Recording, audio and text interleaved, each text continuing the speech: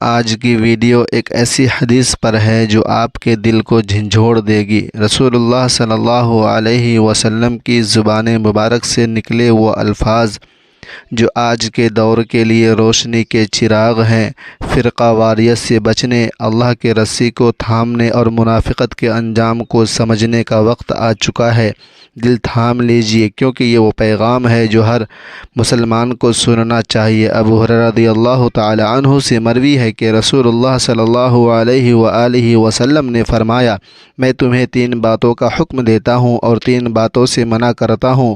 میں تمہیں حکم دیتا ہوں کہ اللہ کی عبادت کرو اور اس کے ساتھ کسی کو شریک نہ کرو، اللہ کی رسی کو مل کر مضبوطی سے تھام لو اور فرقہ فرقہ مت بنو، اور جس شخص کو اللہ تعالیٰ نے تمہارے معاملات کا نگراں بنایا ہے اس کی اطاعت کرو، اور میں تمہیں فضول گفتگو، کثرت سوال اور مال کے ضائع کرنے سے منع کرتا ہوں۔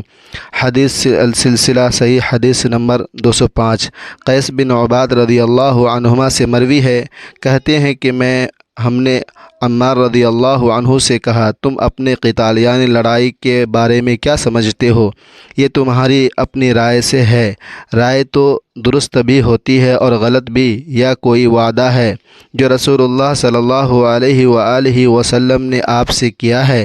انہوں نے کہا، رسول اللہ صلی اللہ علیہ وآلہ وسلم نے جو عہد لوگوں سے نہیں لیا وہ ہم سے بھی نہیں لیا، اور رسول اللہ صلی اللہ علیہ وآلہ وسلم نے فرمایا، میری امت میں 12 منافق ہوں گے جو نہ تو جنت میں داخل ہوں گے نہ ہی جنت کی خوشبو سونگھ سکیں گے جب تک اونٹ سوئی کے سوراخ میں سے نہ گزر جائے۔ ان میں سے 8 ایسے ہیں جنہیں ایک پھوڑا ہی کافی ہوگا، آگ کا ایک شعلہ جو ان کے کاندھوں میں نکلے گا اور آخر کار ان کے سینوں میں ظاہر ہو جائے گا۔ چینل کو سبسکرائب کیجیے گا، ویڈیو کو لائک کیجیے گا اور اپنے پیاروں کے ساتھ ضرور شیئر کیجیے گا۔ اللہ نگہبان ہے۔